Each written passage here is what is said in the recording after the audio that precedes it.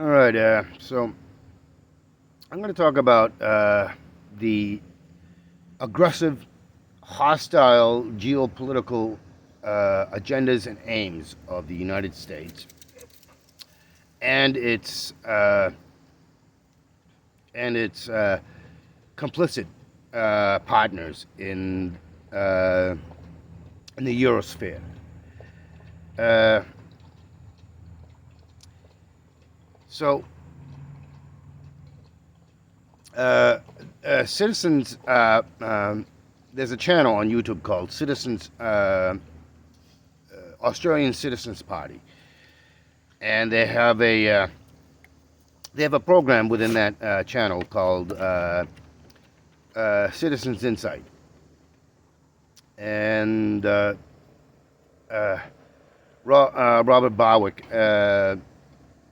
I believe he's a founder or co-founder of that channel.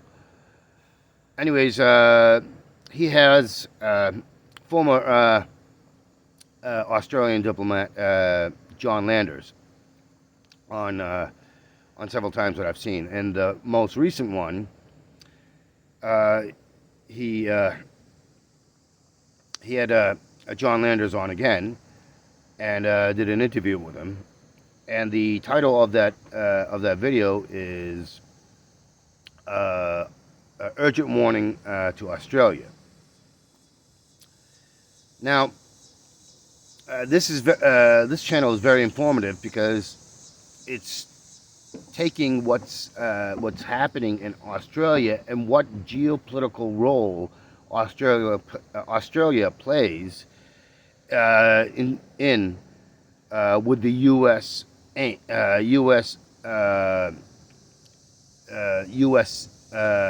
Political and other elite aims in the world. And so check out that video.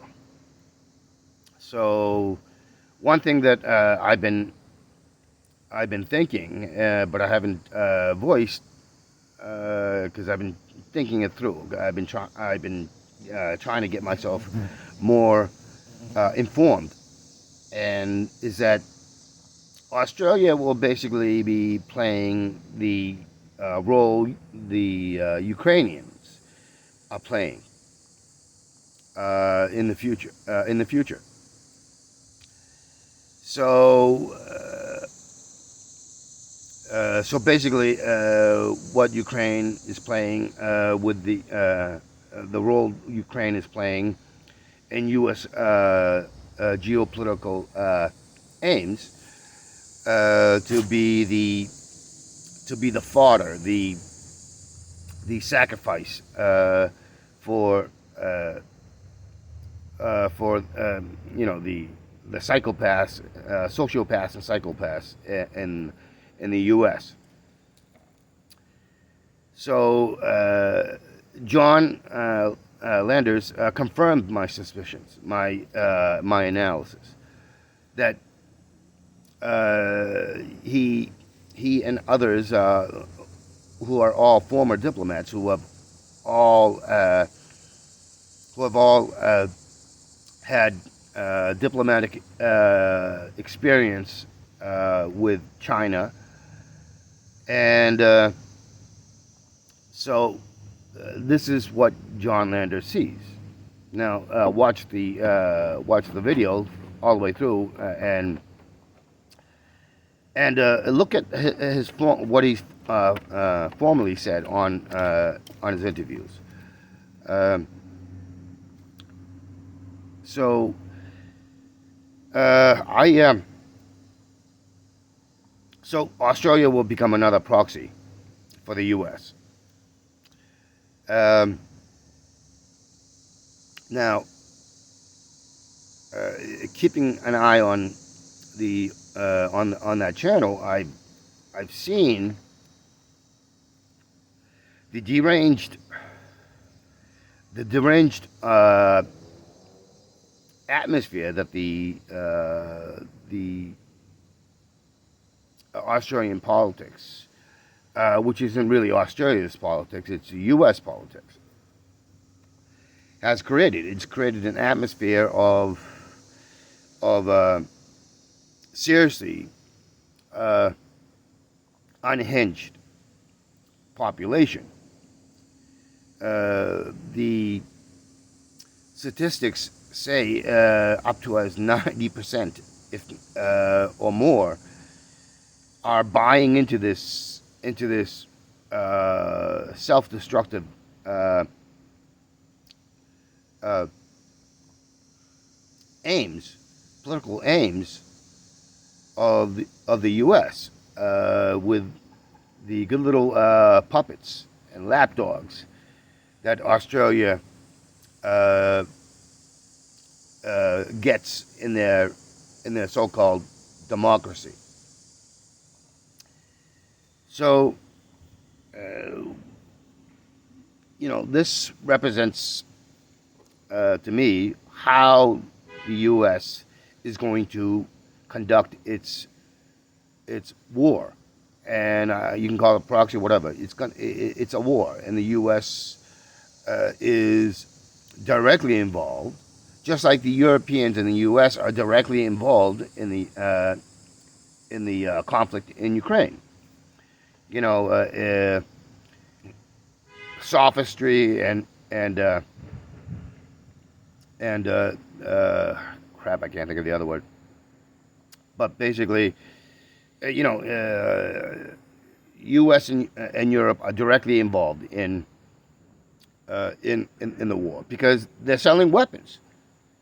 They're sending weapons. They're giving intelligence. They're training Ukrainians. They're directly funding.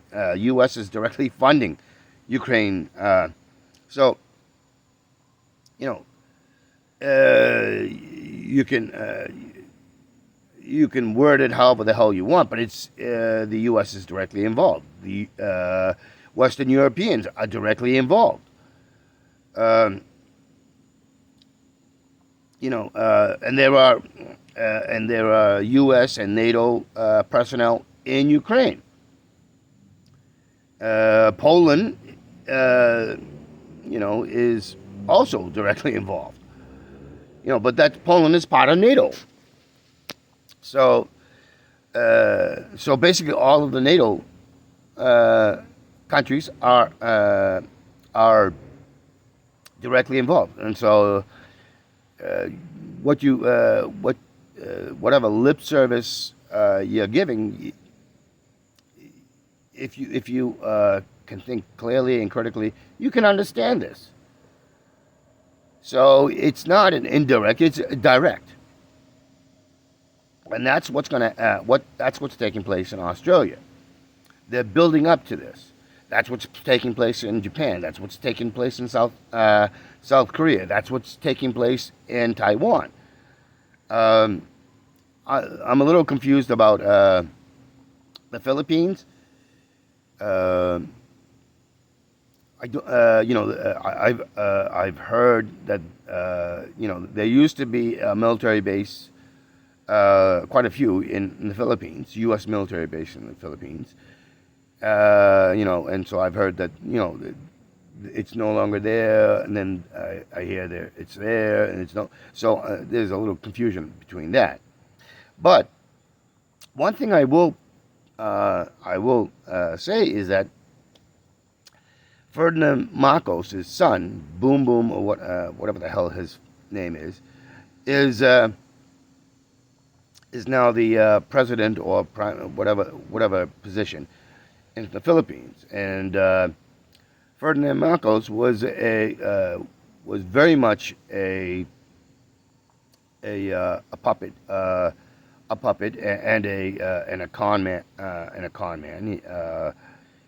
He basically used the Philippines to make himself extremely wealthy, along with all his complicit cohorts. So whether and the impression I'm getting is that the Philippines does definitely have a U.S. military base. I think the thing is that the Philippines are not accepting long range missiles that can reach China. I think that's where the confusion is. There's a base, but the Philippines have denied the long range missiles, um, and other military U.S. military assets that could be placed in the Philippines. And if you and there's one critical thing to understand: the Philippines was at one point, a U.S. Territory. It was governed by the U.S. It was administered by the U.S. It was controlled by the U.S. And I don't think the Philippines has ever completely thrown off the yoke of what the U.S. does. So, one thing you should pay attention to during that urgent warning to Australia from the Citizens Party is the map showing the U.S. military bases all over the world and how they're massively congregated around the borders of Russia and all around China. So, when this coming war takes place on China, it will be D-Day in the yard now. It will be the Solomon Islands. It will be the other Pacific islands who will pay a massive cost. It will be the South Koreans. It will be the Japanese, and I'm not talking about the ruling elites. It will be the Taiwanese, not the traitorous ruling elites there. So, this is dangerous. One thing people have to come to understand is that whatever is promised by the United States or the European colonial and neo-colonial establishments around the world is that you cannot believe a word they say. You must always keep in mind that what they say and what they do are the exact opposite, and there could be a long period and a lot of things kept out of the public eye that are destructive, that are murderous, that are rapaciously exploitative. So understand this: the American Indians or the Red Indians have understood this. They've talked about how Europeans speak in forked tongue. Or that do as we say, not as we do. And the black communities within the spheres of where the European descendants control the manufacturer, industry, finances, and so on and so forth, and economies. They are they control a lot of the governments and have way too much influence and in policy and everything else. And what they say, like Jair Bolsonaro, perfect example.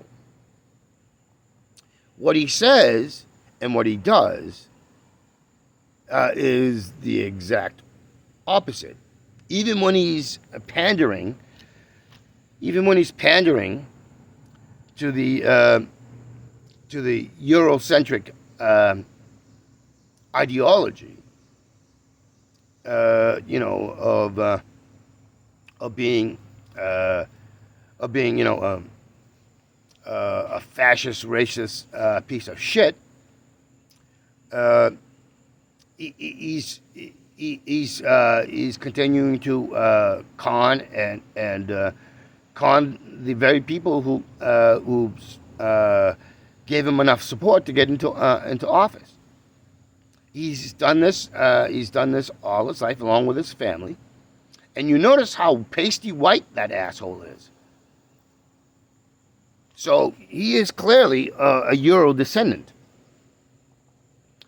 So it's basically his money and his business is all about being a con artist. And we know what con artists do. Con artists go after everybody. They don't really give a fuck about your about whether or not you're European or you know or whatnot. They just don't care. And that's the trouble. Bolsonaro and Trump are the same. They were criminals before they got into politics. They are criminals while they were in politics. It's simple as that. Chuck Schumer, Biden, Pelosi, Graham, you know, doesn't matter. Rand Paul says a lot of shit. You know, and he panders, and he does these little. He does this bit of all this kabuki theater, but he's a criminal. AOC panders a lot, but she does the exact. This is what I mean.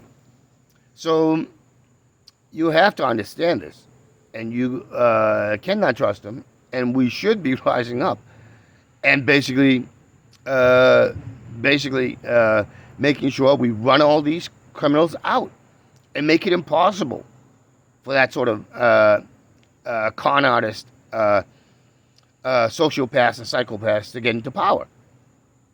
And that boils down to who is the one funding it? Who is the one giving the influence to shape things?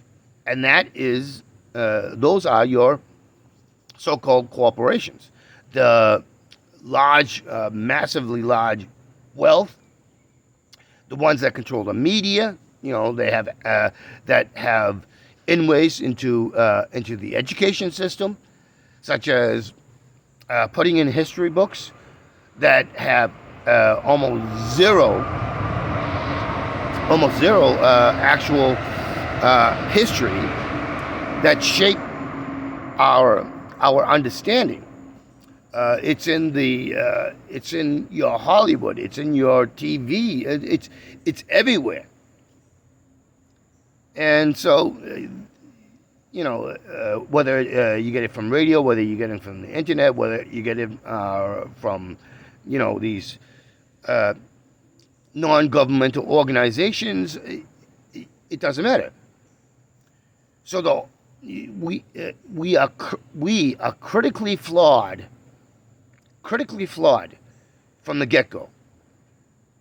We do not have a critical understanding, and that shapes and warps and even makes us demented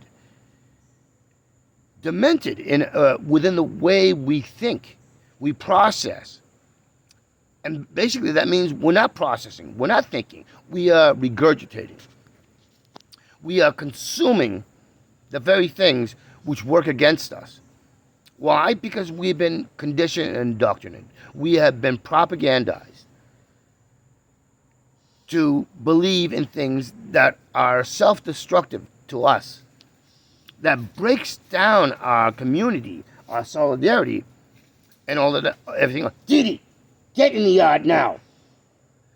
So these are the things that that makes us the most ignorant and stupid people on the planet. Whether you live in whether you live in Europe, the United States, Canada, or where the European neo-colonial and colonial framed and engineered things that are built into the society. That's why the nonsense in Hong Kong, where you had the so-called democracy protesters in Hong Kong saying, "Oh, we should go back to when the British ruled us." Except there was no democracy. There was all white British and other European and Anglo Americans that were in basically exploiting and profiting.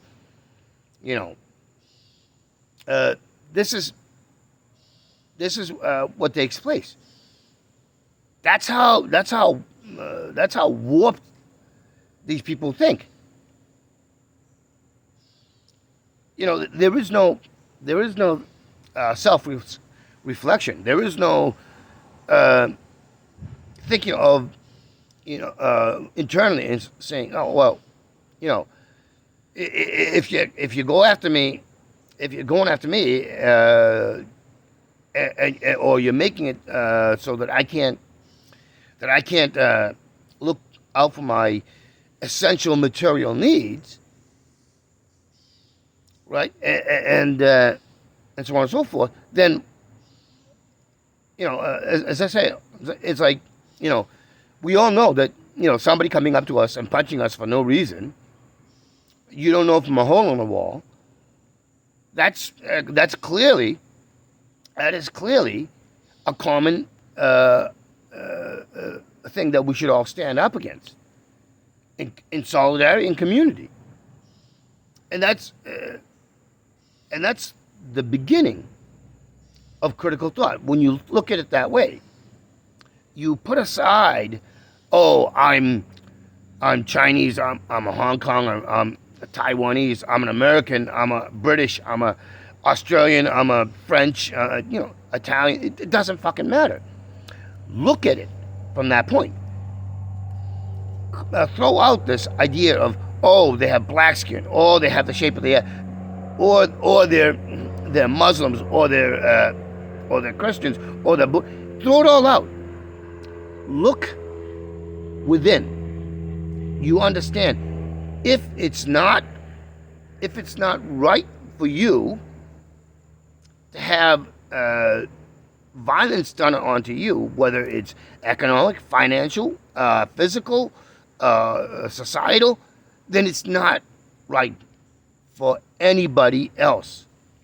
That is where solidarity, that is where critical thinking starts. It's an understanding. And you have better balance between the intellect and emotions. You understand better. You can empathize. You can walk a mile in their shoes. That is how you begin. Throw out all the nonsense. So, anyways, that'll be it. As I said, go watch that interview and get a better understanding. And then, if you're paying attention to my videos, then maybe you can start getting a spark of insight into why I do the videos I do, why I say the things I do. Ignore the mistakes I have made, such as promoting TYT or David Dole or all these other ones that basically spew the nonsense. Kyle Kalinske. These people all bring stuff, but they end up basically showing showing that they don't actually believe in what they're saying. That all they're doing is paying lip service, and that in the end, they they are looking after their own self-interest. They like to make it sound like that they're critically thinking, clear-eyed, and bushy-tailed, but they're not. And that's why I don't watch them. I don't pay attention to them anymore, because they are part of the infection. They are part of the seeding of ignorance and stupidity. And ignorance and stupidity generally brings about demented hostility and aggression that is self-destructive. That will promote you not being able to have the freedom and liberty that these blanket statements that we think we know, but we don't. This is why I say politics is life. What the politics of the policymakers do is what affects your life. And if you are clear-eyed and truly fair-minded, then you know that you must stand in collective solidarity.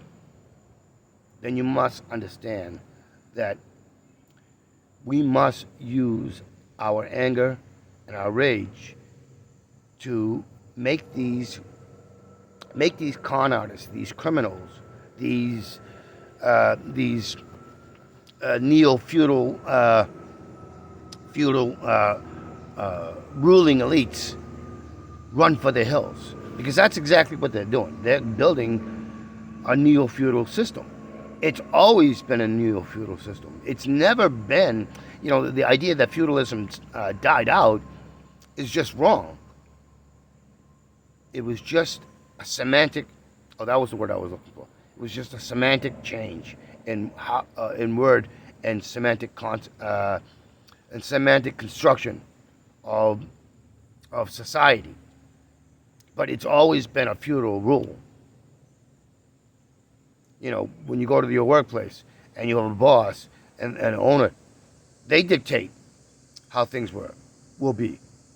You put in all the labor, you put in all the energy, and they dictate how things will go. They are the ones that profit. And from your small to your medium to your large to your international, that's how it works. And that is the exact same setup that all these governments have. Why? Because they never want to actually give you true equality. They never actually want to give you the system that will uphold the individuals in the collective to achieve.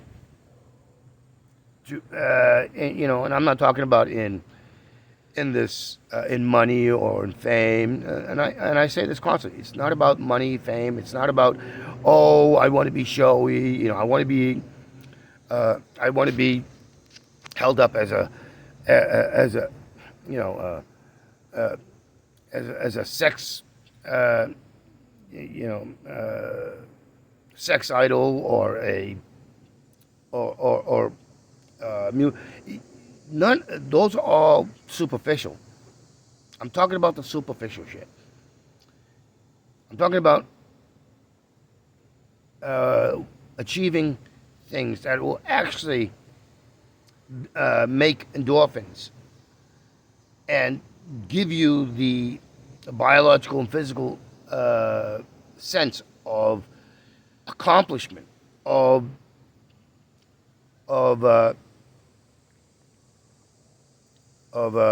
balance, of contentment. That will just drive us to further Not because it's going to bring us fame, not because it's going to bring us money and or is going to pull the ladies in or the men in.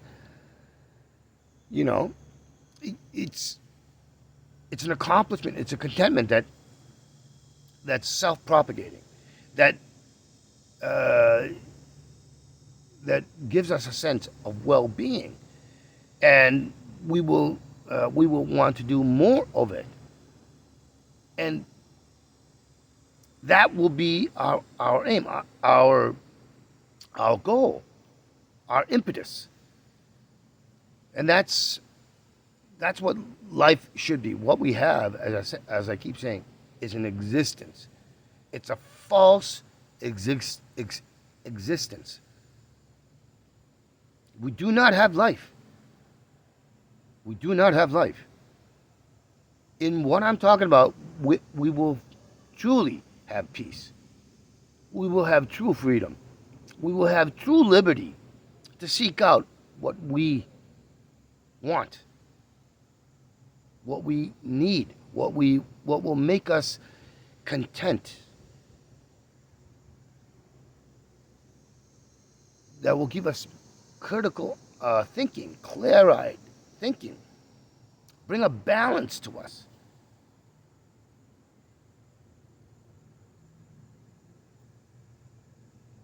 That's it. That's it. That's my biggest hope for all of us.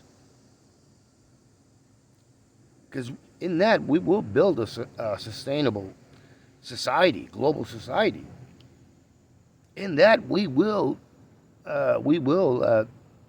achieve the greatest quantum leaps. You know, if you want a Star Trek future, if you want uh, if you want to be able to explore and discover new things,